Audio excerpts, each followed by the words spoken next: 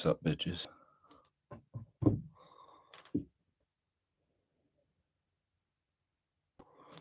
How we doing? We're live.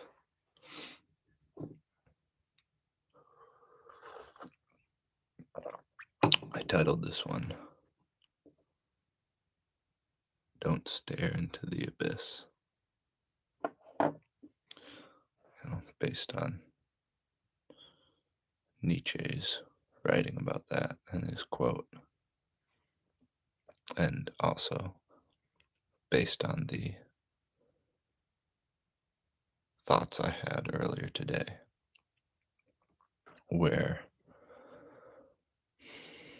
I caught myself.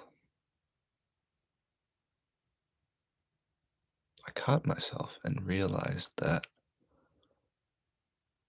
for a while now I had been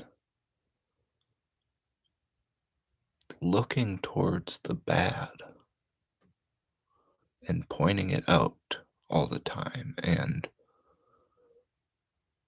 really just focusing on what's wrong. And I haven't been like putting enough energy into creating good and focusing on what I can actually do, what's in my control. It's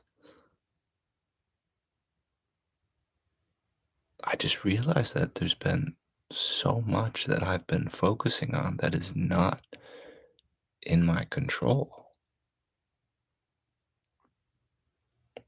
I have been gazing into the abyss.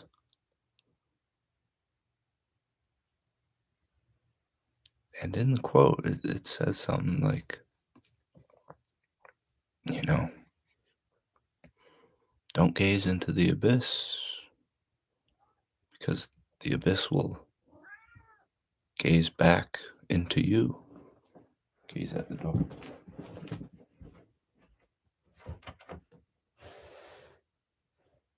Really?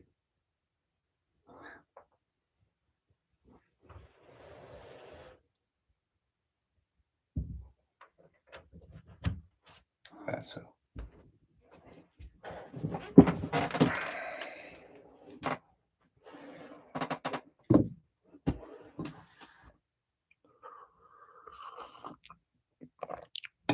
So I'll read what I wrote earlier. I titled my page, Don't Stare into the Abyss. But, stare and gaze, very similar. So the actual quote from Nietzsche is, battle not with monsters, lest ye become a monster. And if you gaze into the abyss gazes also into you.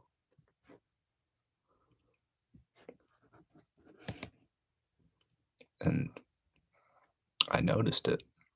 I fucking noticed it. I have been gazing into the abyss for too long, and I could feel it in myself that it was staring back into me.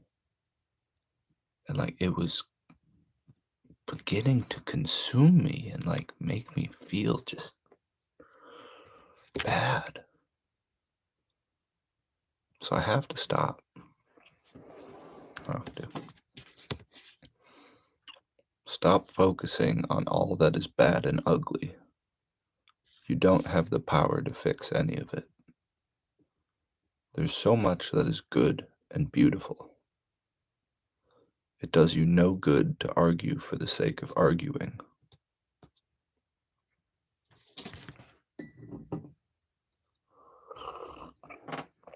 You don't need to tell everyone abortion is murder, or to not chop their dicks off, or that being gay is degenerate behavior, or that we didn't land on the moon, or that there's no curve to be seen. People will already People will either already understand or they'll ask if they're curious and have an inclination towards the truth.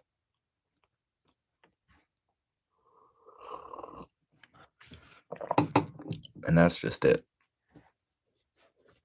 Like,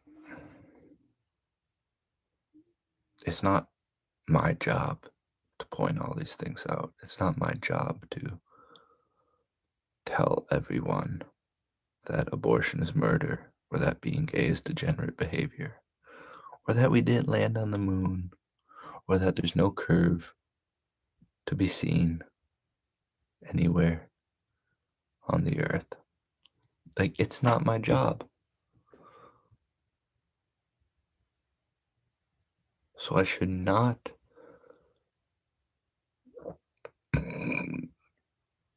force myself to identify with those ideas and make them be like a part of who I am. Like, yes, they are thoughts and ideas I have, and I do, you know, think those things, but that doesn't mean I have to tell everyone. Doesn't mean I need to explain everything. Like, that's just asking for a life of pain and misery. Feeling like you need to explain everything to everybody instead of just fucking let it be. Like the last sentence. People will either already understand or they'll ask if they're curious and have an inclination towards the truth. It's not up to you to change people's minds. It's not in your power to do that. If they're curious, they'll ask and you can talk about it, and that's great. And if they have an inclination towards the truth, they'll listen to what you say. They'll listen to, like, you know, if you're speaking truth, they'll listen and they'll wonder and question. And if not, then so be it. That's not your fault. And it's not your job to change their minds. And I haven't gotten that for a while. Like, I haven't understood that and I haven't accepted that it's not my job at all.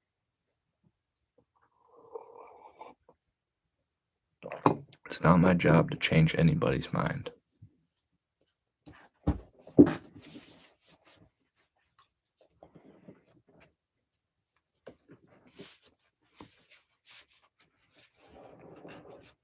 So I'm going to do my best to not gaze into the abyss anymore and focus on what is good and true and beautiful, like I've always wanted to.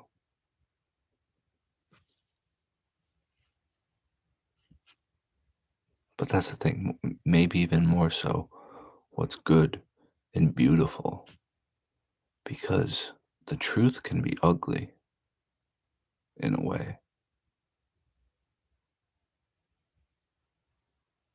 You know, the truth isn't always pleasant, it isn't always comforting.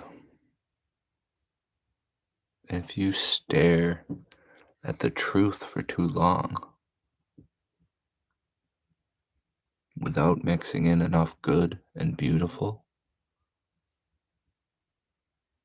yeah, that I don't think that's a good path. Truth on its own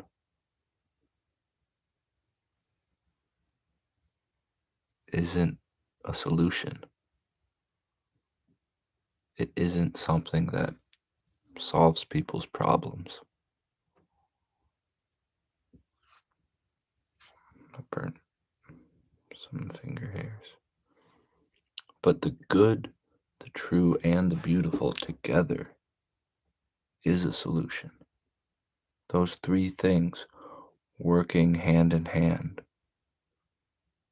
can solve problems.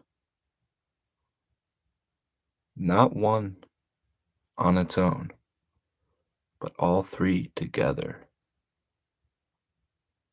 that can do something.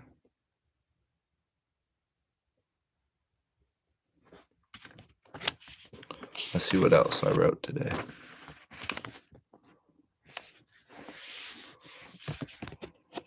Okay, well, I wrote almost a page about why abortion is murder. I don't know if that counts on the.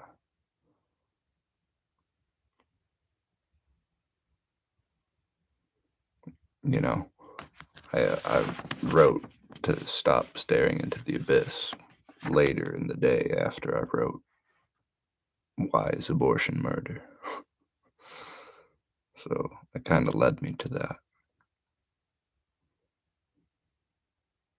But I guess I'll read what I wrote. It'll be a nice send off.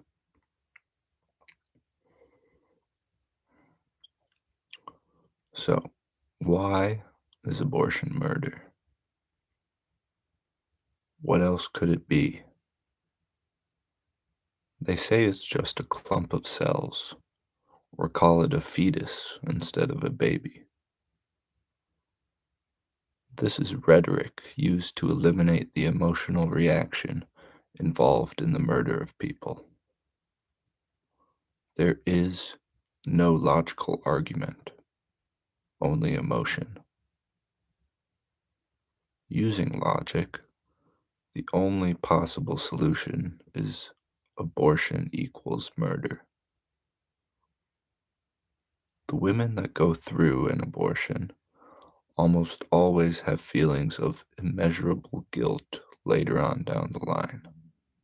That's true. By denying the nature of abortion, these women give up their power to deal with the guilt and be able to take back their lives.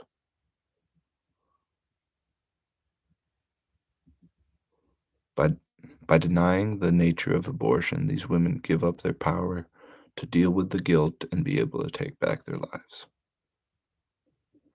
When you accept that abortion is murder, there is room to heal. There is the possibility of a better future and letting go of the guilt. Lying to yourself is never the solution.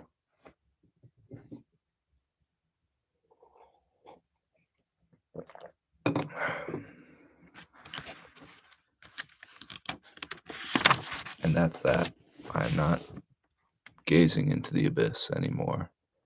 People can think whatever they want. It is not my job to change their minds.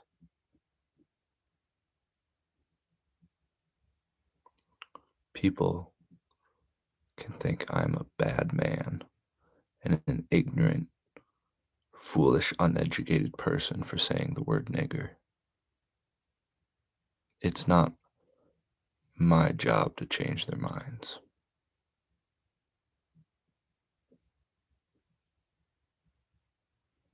They can think whatever they want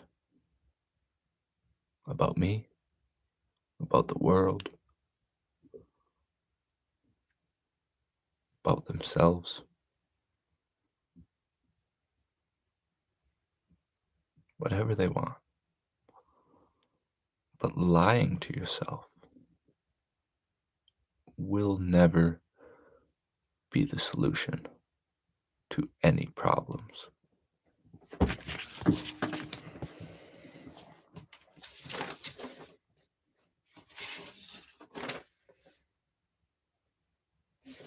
None.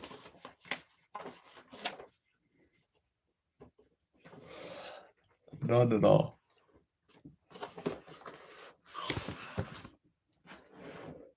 Lying to yourself is not the solution.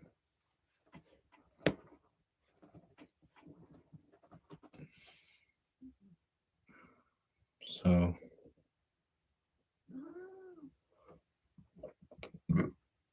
know. I feel like I don't even have much more to say. I know it's only been 15 minutes, but I've said what I want, really. I don't want to stare into the abyss anymore. I'm going to do whatever I can to stop myself. I want to focus on what's good and beautiful. I want to think about things that could actually, actually help people and help myself. Not just pointing at the bad and telling myself that it's good and helpful, because it's not. I want to actually think of things that can be helpful. I want to do things in my life that make it better, bring more good into my life.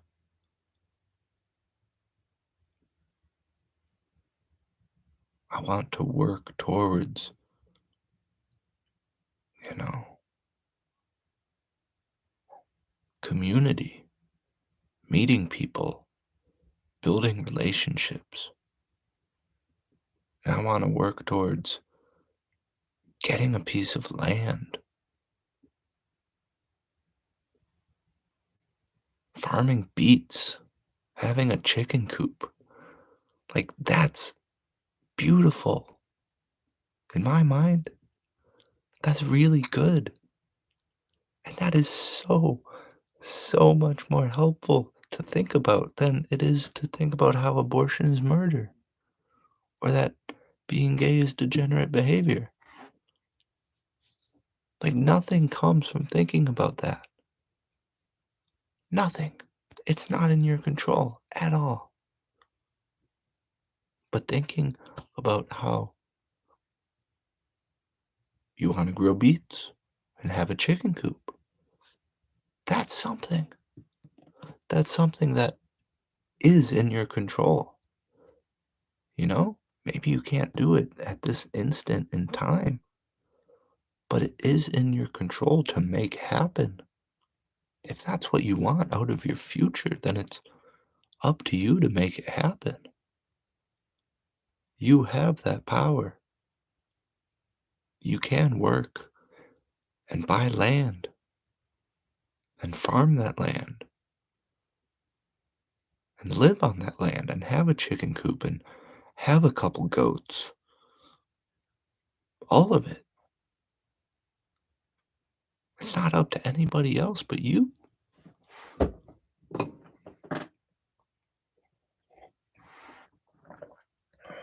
Take your power back.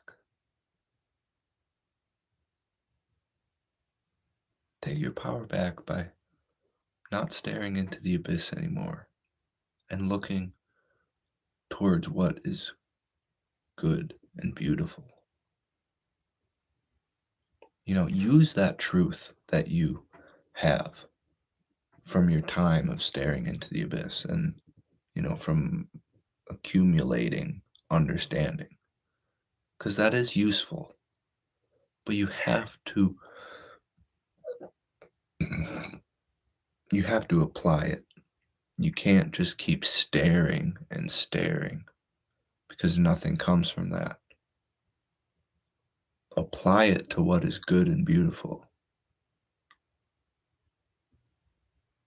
Apply it in your community so that you can, you know, bring good and beauty into your life and others.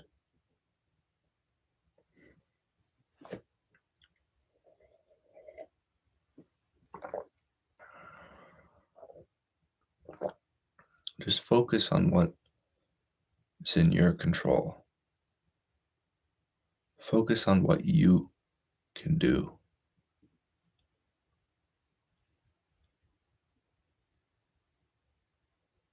And above all, one thing, above all,